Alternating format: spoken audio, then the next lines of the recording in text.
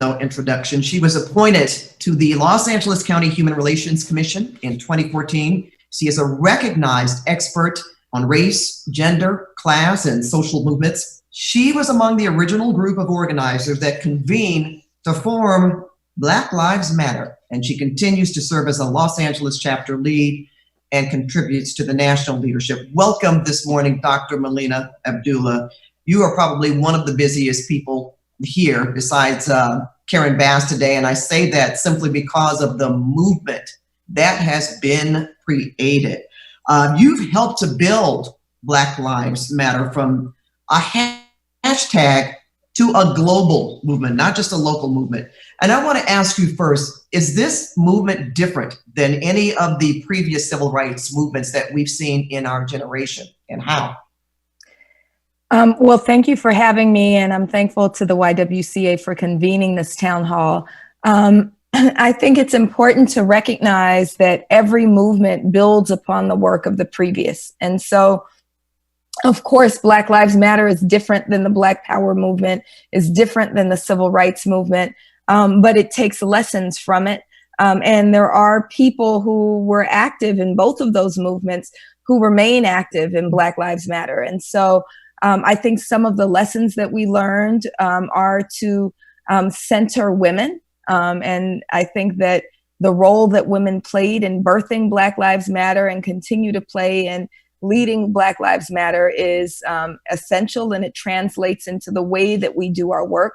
So for instance, there's no more mothering at home and organizing in public. There's the recognition that we're all of who we are at the same time, and the movement and the work that we do has to accommodate that and actually benefits from that. And so I think there's differences, but also there's continuities.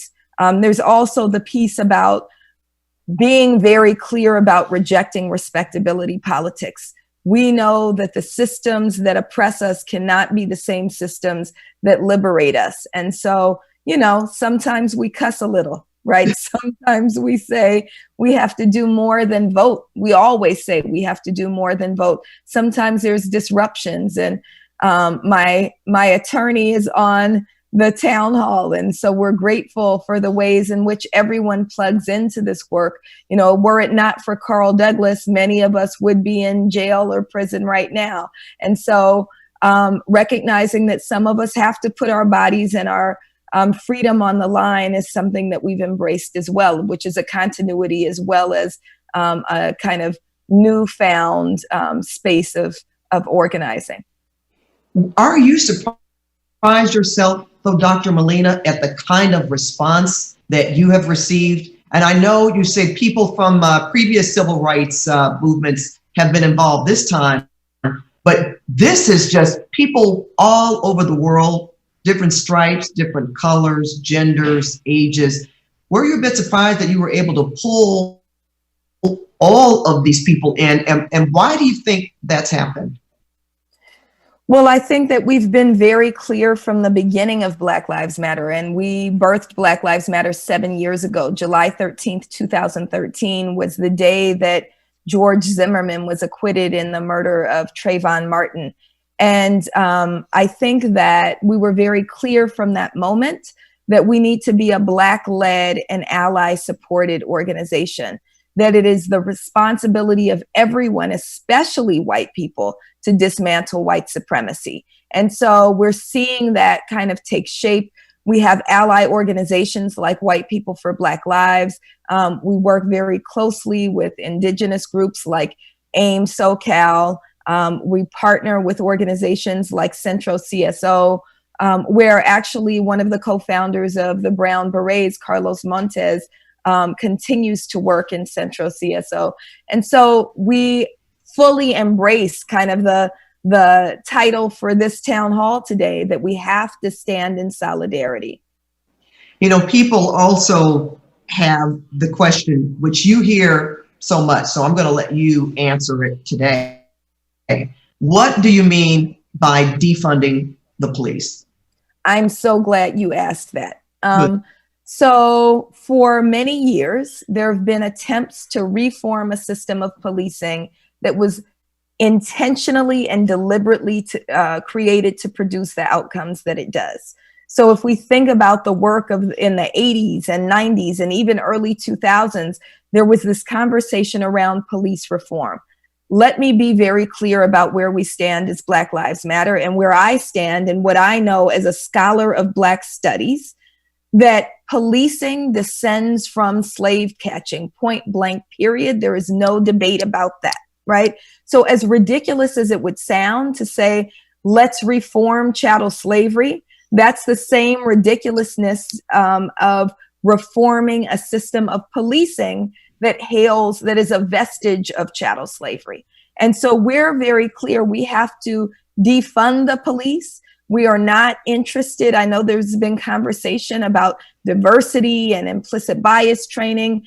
Every study demonstrates that implicit bias training does not fundamentally change behaviors, that the only things that change the behaviors of police are holding them accountable, meaning that they are prosecuted when they behave criminally. When they kill our people, they must be prosecuted. And unfortunately, in Los Angeles County, we have a district attorney who refuses to prosecute police. And most district attorneys refuse to prosecute police who murder our people. We have 609 deaths at the hands of law enforcement since Jackie Lacey took office, and not a single officer has been prosecuted so far, although charges have been filed in just one case.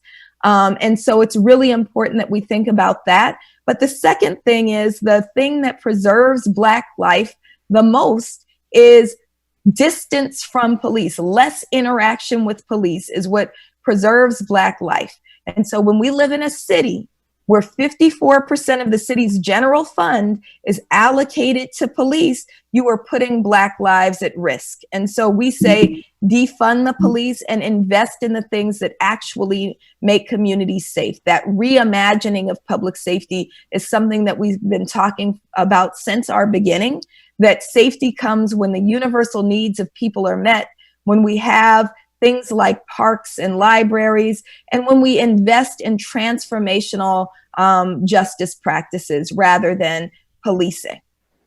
All right. Well, Dr. Abdullah, I think you explained your position quite succinctly here today. And thank you so much for that.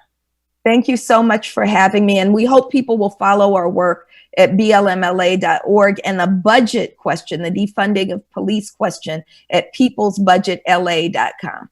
All right. Thank you.